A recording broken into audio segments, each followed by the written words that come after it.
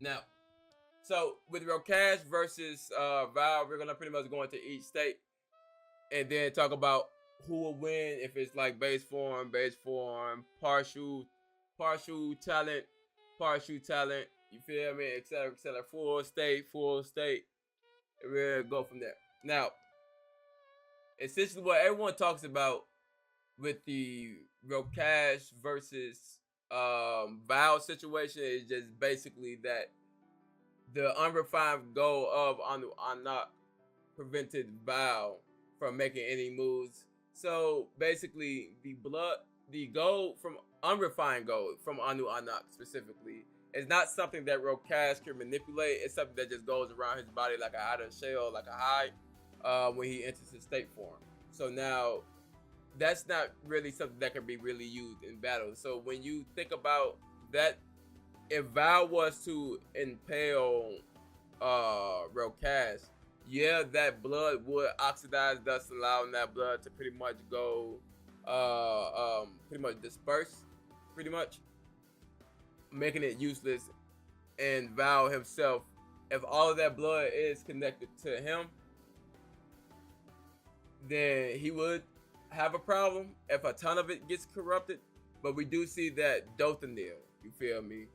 Dothaneel himself pretty much creates all of these blood xenomorph like creatures. So it would more affect dothaneel, in which it would inherently then affect Val. So yeah, it's poisonous, but it's only poisonous in large doses. In which, since he can't create more of it, it's something that's only created from his talent itself. It's not That's not really a big factor in this fight. So now, base to base, we see Rokash have a ton of fights in his base. Um, he usually only utilizes the corrosion portion of Anu Anak in his base. Although he didn't have the defensive portion of his talent, we're gonna still include the defensive portion in this. So if they were to fight base to base, Rokash has both portions of his talent, and Val is fighting in base as well.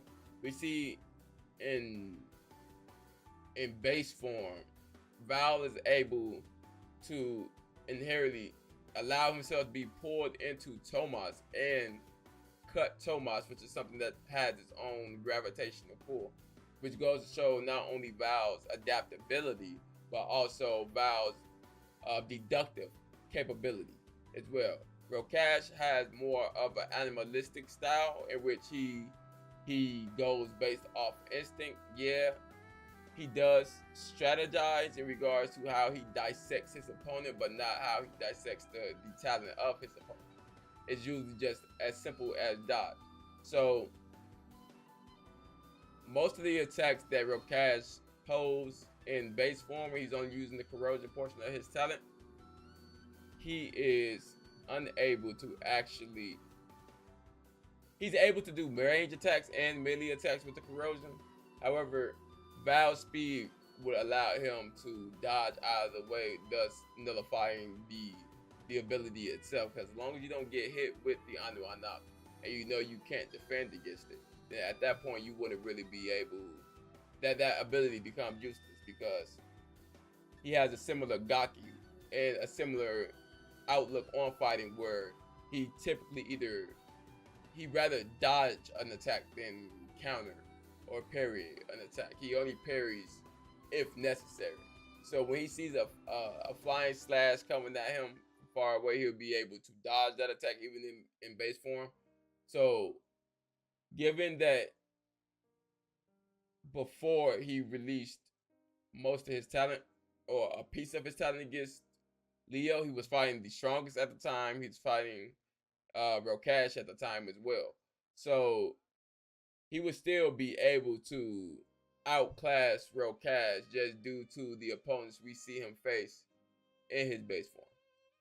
Now, partial release of the talent, that's when Rokash pretty much gains the little Anu Agnak like ears or horns. He had the little sleeve that's hanging from his hair. And Val pretty much cuts his forearm open and unleashed Dothaneel's two arms. This then allows Vaal to have what, 4 swords, and allow him to defend himself and attack at 4 different angles. And so, although Rokash is able to tank a explosion up to 3 nukes in regards to his defense, Vaal ability is not necessarily that. He doesn't have the destructive capabilities in regards to his attack for his partial release. His abilities come into play more of piercing. So even if they began to pretty much stalemate each other in regards to melee combat, if Rokash were to back away, it still pretty much would allow Vaal to dash in. They kind of stalemate each other, just like they stalemate each other. Well, technically, in base form, Vaal wins in base form, to be honest with you.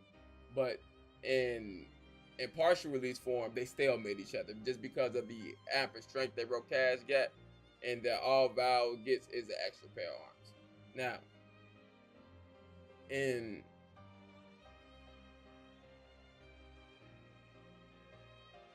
this one, it's kind of harder to do because at this point, technically, Rokash would be in his 4 talent form. Wow. Dothaneel.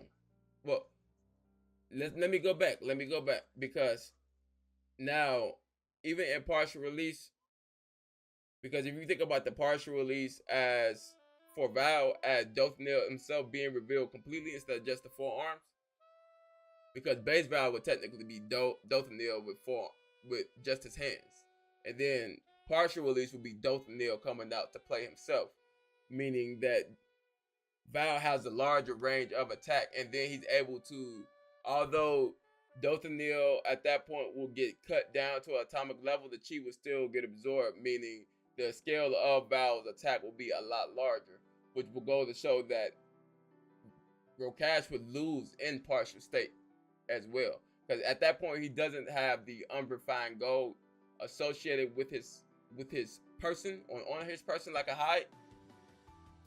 He doesn't have that on him at that time. He still technically has his Kimio skin revealed. So Vaal would technically have the upper hand. Even if he cuts one portion, we see that Yorn was able to freeze a piece of the blood, and also he was able to cut off a piece of the head for the xenomorph as well, for the blood construct. So, but Vaal was still able to manipulate the piece that wasn't cut to make small piercing or small spears or needles out of the blood that he was able, or Dothaneel was able to manipulate by himself, while Vaal was still able to attack. So not only do Rokash have to deal with Dothaneel and his large scale attacks, he has to deal with Vaal, his deductive capabilities, his abilities to adapt, and also his ability to pretty much counterattack. So in that regard, I do believe that the moment Vaal blood pierces Rokash, he would lose in partial state. So base form Vaal wins, partial release of his talent, Vaal wins. And if you, now let's talk about the full release of both of their talents. We have the aspect of Rokash going into his gaining his defensive portion back and going into his state form. Now at this time, technically all of the defense of his state form was technically drained. That's why he didn't really have that high of a defense when you look at the state form. However, when you look at the actual form, as he's unable to produce the unrefined gold, is just a part of the hide, then Vaal going into his full state mode would actually be a complete stump. You feel me? Because when Rokash transform and when Vaal transform, the chi being displayed is completely different. Vaal chi being released is seen from outer space, similar to how Shay goes into his war state, while Rokash just transformed into his state form. Similar to how Ryu Gazgan just transformed into his state form, where there's not an explosion of chi, there's just an instant transformation. So therefore, at that point, Vaal chi output is higher than Rokash. Now, at this point, Vaal then gains access to an even larger tier of xenomorph that he showed before. As you can see with the picture around me, this is pretty much Vaal after he releases his state, and Dothaneel is pretty much at full power. Now he gains a larger scale attack, but he also gains an ability called Blood Moon, in which it kills. It has the ability to kill an entire army.